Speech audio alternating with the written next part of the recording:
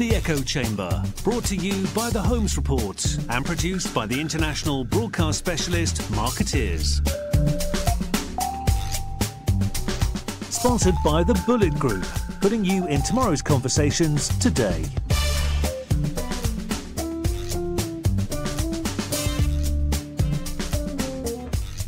Hello everyone and welcome to the Echo Chamber. I'm Maja Pawinska Sims, the EMEA editor of the Holmes Report, and I'm here in London today with Mary Pollard, a partner at Portland, which is one of the UK's leading public affairs and corporate communications consultancies.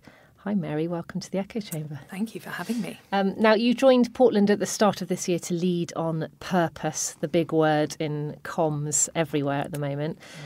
You previously worked at Diageo, where you were head of alcohol in society communications, which we should probably chat about as well. And you've also spent time at Brands to Life and Bell Pottinger, among others. So that's lovely right. to have you here. Now, can you tell me a bit about your current role? Yeah, absolutely. So as you said, I joined the lovely Portland at the start of the year to lead on purpose. It is clearly a big trend in our industry, and I'm sure we'll talk a great deal about what it is and what it is not.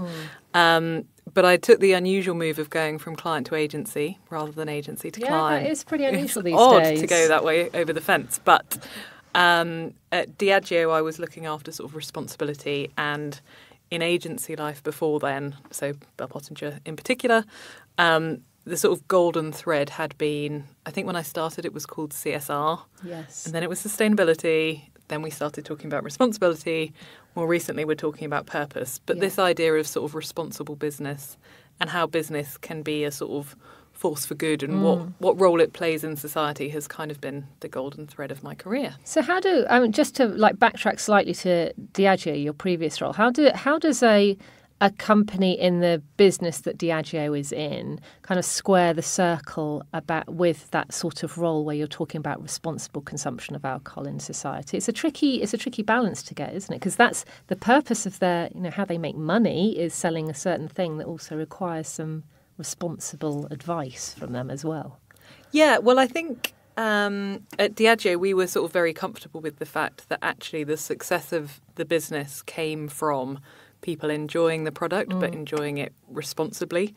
And it was a really clear focus for the chief executive who I was working for at the time, who's still there now, of course, to really make clear that the growth of the business came from growing really in the premium segments. It's not about drinking more. It was very much about drinking better, not more. Yeah. So we want more consumers of Johnny Walker Gold who have worked their way up from red and become a consumer of the sort of higher end products. And that's where the growth of the business is going to come from. So a really clear focus that actually responsible drinking could be a driver of business growth as well. Well, this is the whole thing with purpose, isn't it? Getting the balance between profit and being a good corporate citizen in the world and doing good. Because a company's purpose can be just what it does, but does really well. It doesn't have to be a kind of a do-gooding, we're putting the world to rights scenario, does it? So that it's interesting how companies kind of wrap that purpose around something that is really in their DNA rather than just bolting it on. Exactly. And I think the way that we sort of frame it at Portland and what I've been working on since I joined is what we're calling total value. So I think in the past we have a sort of an equation, not particularly complicated, but an equation of sorts of profits plus purpose equals total value. So I think in the past there have been organisations that felt that generating profit, generating revenue was sufficient. That's no longer the case. That's no longer where the expectations are. But also organisations that had purpose or CSR, which was really tangential to what they do. Yeah. And again, that's no longer sort of cutting through with stakeholders. I think we believe that the profit side of the equation is still really important. Businesses can be a force for good by generating value and sharing wealth and creating jobs and investing in R&D and all that good stuff. But at the same time, you now need to be just as fluent in talking about what sort of an employer you are, what sort of corporate citizen you are, what's your impact on society, on the environment, how are you responding to the SDGs. And there's a huge amount happening in this space, but I think quite often organisations or agencies are taking quite a disjointed approach we think we're best placed, given we work with some of the world's leading corporates, but also some of the world's leading philanthropists, to bring those two sides together and help organisations respond to these expectations, which I think a lot of people sort of focus on millennial consumers. Yeah. But actually, in my view, it's much broader than that. We're seeing investors and the ESG agenda putting a huge amount of pressure on businesses. We're also seeing interventionist policymakers and, arguably the Tories aren't behaving like Tories anymore. There's a real appetite for the state getting involved. Media are putting pressure on. With the Amazon example of their climate change announcements, we all know a big part of that was their employees putting pressure on them. And then you do also have millennial consumers. So there's a huge range of sort of pressures on the kind of organisations that we advise. But there's also really big opportunity if you do grasp this mantle to kind of stand out, bolster your reputation and deliver business value. So tell me about the total value index. Where did this come from? What was the thinking behind it? And what are you actually measuring? Yeah, absolutely. So total value is the way we sort of see what organisations need to be able to define and communicate now. The total value index was a framework that we created to help businesses, in a way, put all of those things in one place. I remember being in-house and, you've just got through gender pay gap and then someone asks you about ethnic pay gap. And it can feel like there's an assault of things that you need to understand. So we've put in one place a framework of what we see as the major expectations of organisations in terms of profit and purpose. So that's everything from your share price to your gender pay gap data, from employee satisfaction to how much you spend on R&D, all the way through to things like contribution to SDGs, et cetera, et cetera. And what we've done is sort of build a framework that looks at all of that, first of all. And then what we've measured is two things. One, we've looked at how well companies are doing. What are they actually doing for society against all of these measures? Okay. We've evaluated them on that. But then secondly, we've looked at how well they're perceived. Because I think it's really important that if you are, as a business, trying to decide what's the right thing to do, to also understand what matters to your stakeholders. Yeah. And obviously, we're in the business of reputation. So if we can't tell you what's going to help your reputation, that's not sufficient.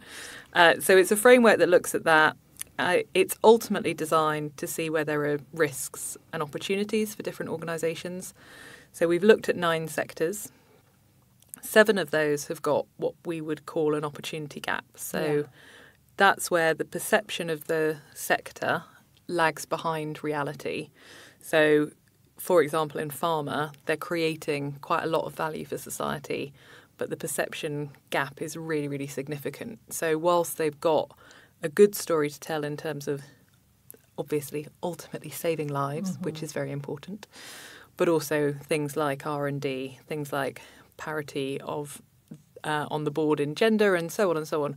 All of this really good stuff is being really held back by issues like pricing, which are really damaging their perceptions. And we can get quite granular in terms of what are the good things that you are doing and what are the sort of big reputational drivers for you. And where does that mean there are opportunities to better tell your story? Right. Okay. So where there is an opportunity gap, I mean, this is kind of black and white data. Is it possible to say that they're articulating authentically if you're having to spot those gaps in their perceptions and reputation for them, and then they're trying to fill them in a comms terms, if you see what I mean? Yeah, I think. I mean, are they being opportunistic? I mean, does opportunity mean they have to be opportunistic in terms of managing their reputation, or is it truly like they're doing it anyway, they're just not making the most of it? Yeah, I think what we're finding generally more often is that there are just untold stories. Right, okay. So we've got a very impressive in-house research team who've done this for me, and so they've actually been able to do things like machine read all of the annual reports of the FTSE 250 and gather from that different points of data which are being sort of almost mentioned in passing, or we can see a little initiative on a website, or there's one tweet about something, but it's actually being missed as an opportunity to sort of tell a bigger story. Yeah. So There are some organisations, actually 2/3 of the sectors we felt needed to do more. Fundamentally, their actual value for society is not significant enough given some of the pressures that we're facing. And in the case of the sort of the worst performing sectors, so for example, water and oil and gas, that failure to deliver for society fundamentally, we think is part of the reason that they're experiencing so much regulatory risk. They need to do more. So some of the advice that we're giving is potentially quite tough. But also I do think there is a huge communications opportunity in what we're seeing. So we can find nuggets and we can see that there are these untold stories.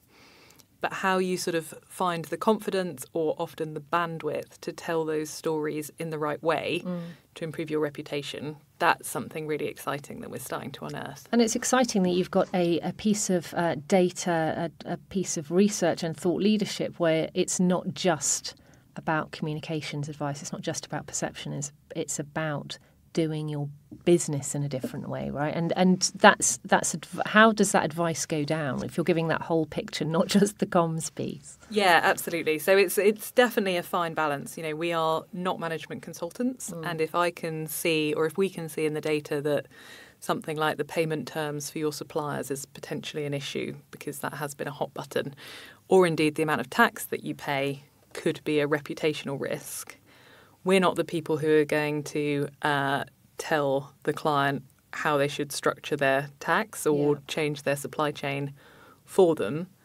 But I think we do have a right as communicators to tell our clients where the potential risks are. There's no point in them being surprised that they get called out for corporate tax. When we have spotted that that's potentially an issue, we can advise them how best to communicate around it, or if they address it, how best to communicate that progress. But I think we do have a right to a seat at the table, in my view. It's really important that we give the advice that we know we have. We can see what the trends are. We're increasingly looking and seeing what are the drivers of the conversation, what are the drivers of perception. I think we have to be willing to step into the room and say, from what we can see, this is a potential reputational issue for you. It's going to require business change for you to address. But if we don't put that in the room and we just talk about all of the positives, we're going to look silly when that becomes an issue. Yeah, you're waving the flags when they need to be waved, right? Exactly. You talked about the opportunity gap. There's another phrase you use in the report, which is the halo effect, which is sort of the opposite. Is that right? Yeah, exactly. So 9 of the biggest sectors of the UK economy, 7 have the opportunity gaps that we've talked about. 2, though, have what we call a halo effect. So that's the food producers and the retail sector, where actually the perception of the sector as a whole and what it's doing for society is slightly ahead of where the sector is. Which is interesting. Give me an example of how that would work, like in the food sector. So I think basically what we see with those 2 sectors equally is that there's a lot of favourability towards the product.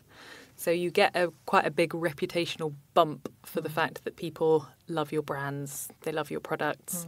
They've got really positive associations with them. Food producers, for example, are one of the UK's biggest manufacturing sectors. So probably someone knows someone who works in food or has worked in food. They get quite a lot of halo effect from that. But I think the other big thing is that there's also a halo effect from both of those sectors have had a couple of pioneers. So in the food sector, it is arguably a little bit of a Unilever effect. So when you ask informed and influential stakeholders, so this wasn't general public, this is business leaders, this is policy makers, this is NGOs, this is media, etc., etc. There is a bit of a halo around that sector that comes from a couple of pioneers who are very high profile, whether it's John Lewis and M&S in retail or Unilever, who are a former client of mine, in food. And that does create, I think, an opportunity for the whole sector. So there's quite a lot of goodwill that you can leverage when you are in that sector. So, for example, at Portland, we work with Plardis, who are the maker of McVitie's. They've recently done a big partnership with Mind around mental health.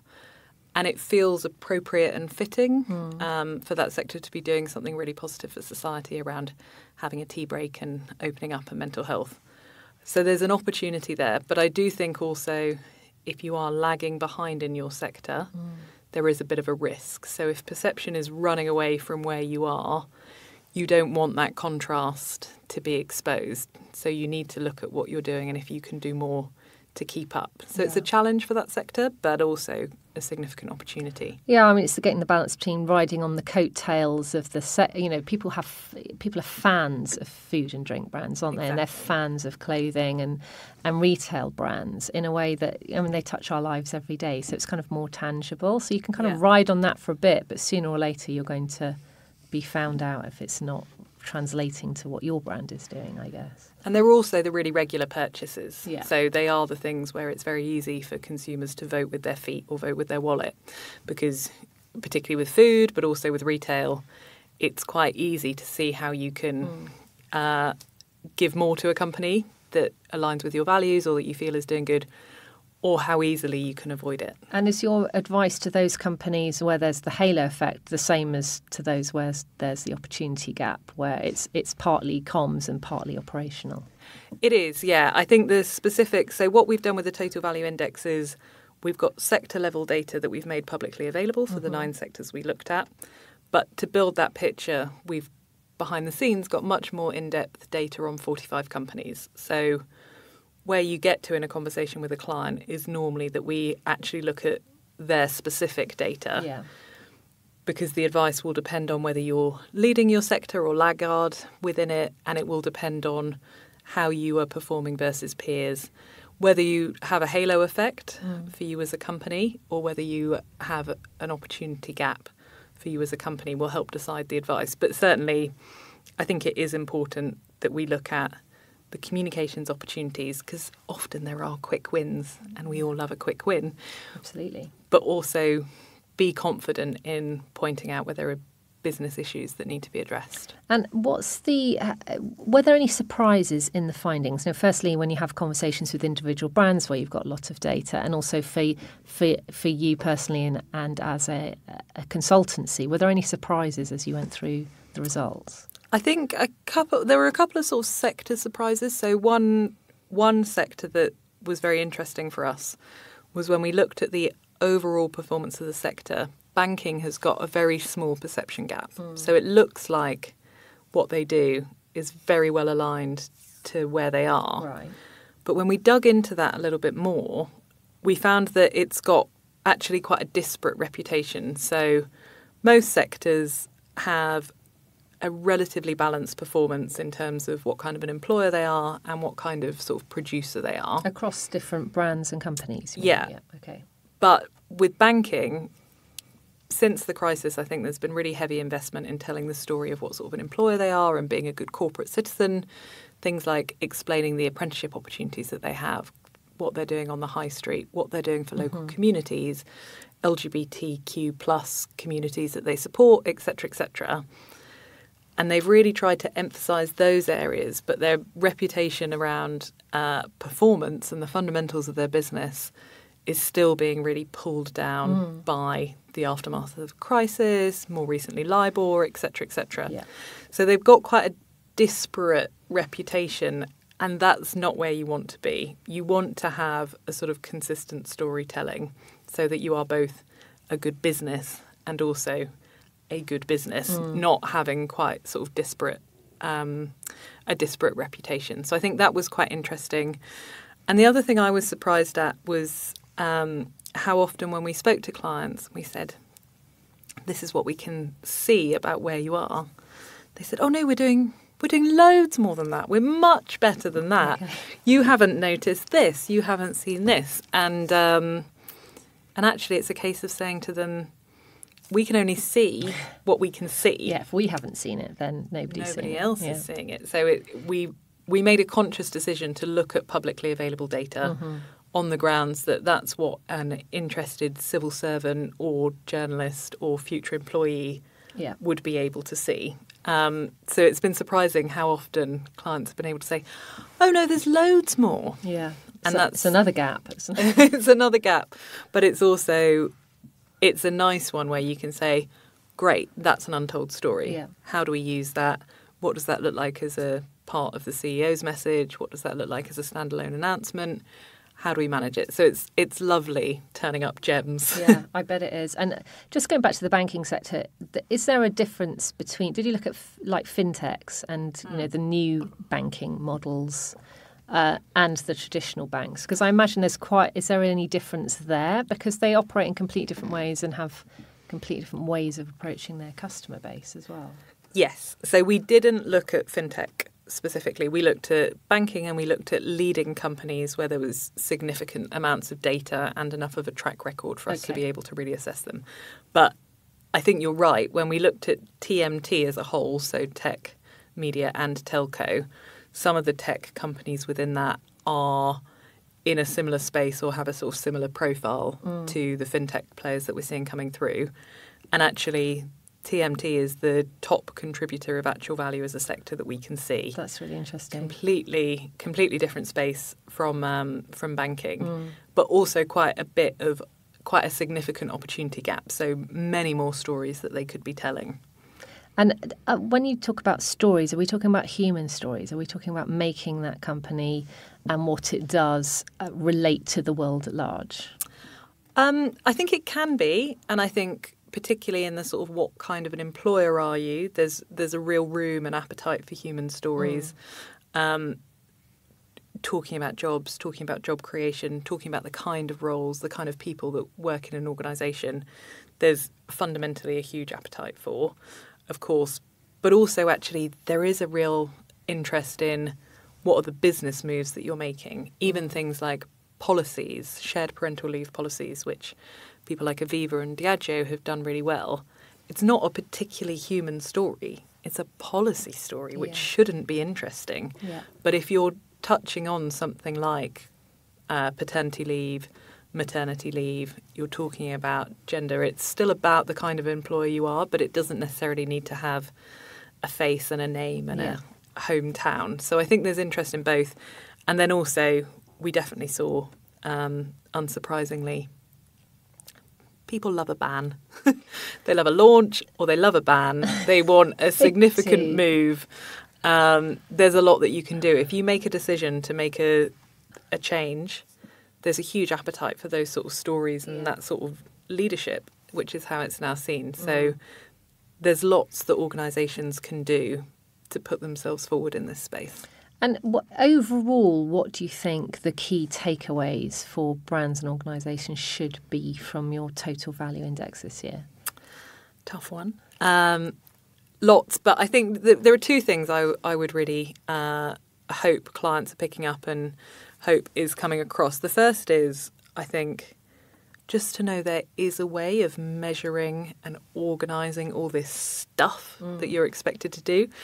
If you started your career as long ago as I did, being 100 years old, as I am, you felt like you had enough to worry about with getting your results across and how are you doing versus your competitors and the sheer nuts and bolts of your performance.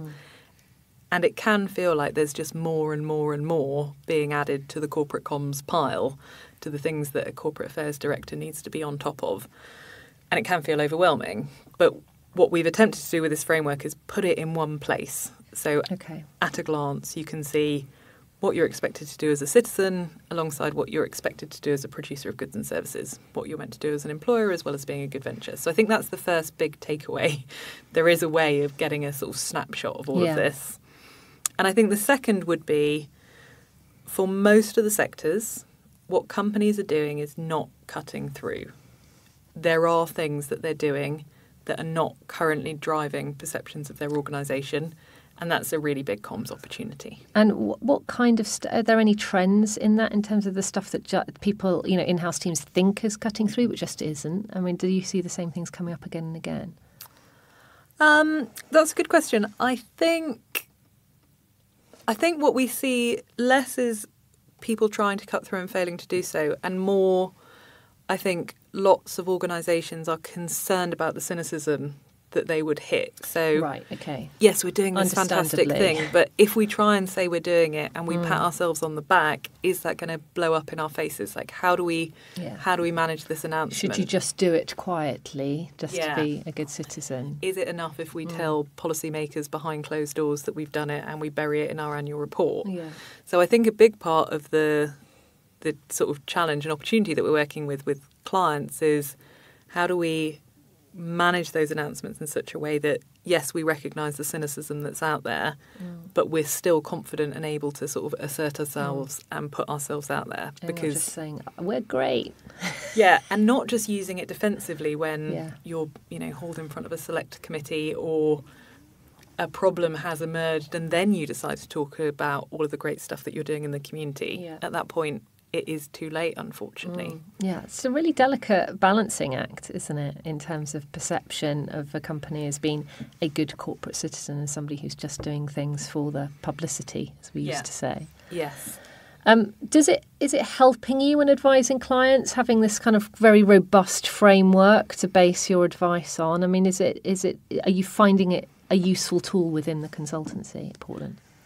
Definitely, I think the ability to have sort of data-led insights around what's the right campaign to be launching at this time, or we're doing obviously a lot of 2020 planning at the moment. Yeah. So, what have we got? What can we see we've got? How can we use it? And what do we think that will do on perception? Having those more sort of data-led conversations, I think, really is helpful. I think that's something clients need more and more from their advisors. So definitely that's been useful. But I think also we still fundamentally just ask our clients what's the problem they're trying to solve and listen to them. And then, of course, this is a part of the conversation. But it's really important that we start with, whilst we've got this understanding of drivers of perception and big reputational issues and where sectors might be, it still fundamentally comes down to sitting opposite the person in the room, understanding what is the challenge they're trying to solve. Understanding them and their business as well as the sector. What else do you want to look at next time you do this? Is there something that came up and you're like, actually, next time we have to ask this question? Yeah, I mean, there's so much that we want to do with this, obviously. And we've got, as I say, a really great data and insights team who are fantastic. And if anything, it's my job to sort of rein them in. Otherwise, we'd be doing the research the whole time and never launch it. So there's loads that we want to do. I think the big things are that all of the metrics that we've selected are repeatable and trackable over time. Okay. So we will have annual data. So 2020 will show us not only where these sectors are, and maybe one or two more, but it will also show us changes over time. So it should get richer every year as we see how things are shifting. But the big thing that I want to do in 2020 is build up this picture of what are the key drivers of reputation. So, and what's coming through and what could be next for our clients. Yeah. So in 2019, we saw that issues around gender were a really big driver. Yeah. So we didn't just look at what people were talking about. We also did what's called emotional resonance scoring, I've now learned, where we actually looked at how much emotion that was generating, negative or positive, and weighted it accordingly. Loads, I'm guessing. Lots on gender in 2019. So we looked at the 12 months up to 31st of May 2019, so 2018 to 19. When we come to 2020, in 2019 we were just starting to see climate change as a potential growing driver, gaining quite a lot of velocity, but still very small in terms of volume. So I'm really interested to see in 2020, has that, as we think it might have when we get there, has that actually picked up? Has that become the big topic? And if so, what are the drivers that look like climate change did last year that might be the next ones then that our clients might need to get ahead on? Yeah. So that's where it starts to get... That's going to be interesting. I don't think gender and climate change are going anywhere, are they? No, exactly. Public discourse. No. Any plans to roll out beyond the UK? I mean, it's fascinating that you're doing this across British businesses, but a global picture would be fascinating. Yeah, absolutely. So as we have company level data and we're already talking to clients, for some of our clients, we've already built a global picture for them behind the scenes. because that was what was needed. So it's certainly something we can do. For the 2020 version, Portland, as I'm sure you know, has offices in Washington, Singapore, Nairobi and Doha, as well as London. So we are obviously speaking to our offices there about what we want to do. But it's also really important to us, I think, to have consistency. So we looked at UK PLC effectively in year one. I do want us to be able to see how things are shifting here. I think it's a bellwether market, obviously. Lots of our clients are here. And I think the balance is to be able to give a global picture without it becoming meaningless. You still have to be able to really understand the drivers. So that's the challenge I've set the research team. Yeah, well, I'm sure they're delighted that you've set that challenge. Is there anything else you think is worth picking out from the Total Value Index that we haven't covered in terms of the results this year? No, I don't think there is anything I'd highlight. I think what's interesting is how how well, I guess, clients and organisations have responded to this. So, I joined Portland to look at purpose. I came from a very purpose-led organisation before. My career, I've worked with people like Unilever and so on who've been really focused on this. But you do wonder if it's a bit of a punt, whether I live in a community of people for whom this is really important, and we've all been doing this for 15 years. Is it really a thing for the, I guess, everyday major corporate that works with Portland? So I think the thing that I'm extremely pleased about is how relevant this is to the conversations we're having with our clients. And I think even since the index came out, we've seen the Business Roundtable in the US and all of those 181 CEOs signing up to the idea that profits aren't everything. Absolutely. Huge conversations at UNGO last week around climate change and a slew of announcements from Amazon and Salesforce and the gaming industry trying to respond to this. So it feels like the conversation is even bigger than it was and than I hoped at the start. And I think as we enter 2020, 10-year countdown to the SDGs, there's a lot of work to do. The need for companies to play their part when policymakers are somewhat distracted is going to be really crucial and going to be really interesting. So I'm relieved and pleased. What do you think about the SDGs? Are the companies who sign up to those, are they just kind of virtue signalling, or is there absolutely... I mean, it's a very broad church. It is. Is there any danger of purpose washing, just kind of aligning yourself to the SDGs and not necessarily making genuine change? Is there a way of looking like you're doing something different and then not necessarily taking that action? Definitely. I mean, I think the thing with the Sustainable Development Goals is, of course, they're incredibly important. They're also incredibly UN-y, academic, complex, quite easy to get lost in. And I think we've seen very, very few organisations actually communicating their contribution and doing it well. I think the worst examples are probably there are some companies who it feels like they've picked a random number and then worked out what that goal is. Okay. We've gone for 15.3 and the reason is in no way connected to our business, but we think we can do something about water when actually we do something completely different. So I think it's hard to stand out. It's hard to communicate in a really engaging way. But if you do pick the right goals and you have really clear actions that you're taking and you have consistent communications towards those actions, it can be really powerful. Yeah. But I don't think anyone's cracked it yet. But obviously that creates an opportunity. Absolutely. An opportunity for Portland with all your total value data. Ideally. Mary, thank you so much for talking us through that. It's fascinating. I can't wait to see what the results are when you've completed this in May next year. Come back and talk to us then. Thank you very much for joining me in the Echo Chamber. Thank you for your time. You've been listening to the Echo Chamber. Brought to you by the Holmes Report and produced by Marketeers. Sponsored by the Bullet Group, putting you in tomorrow's conversations today.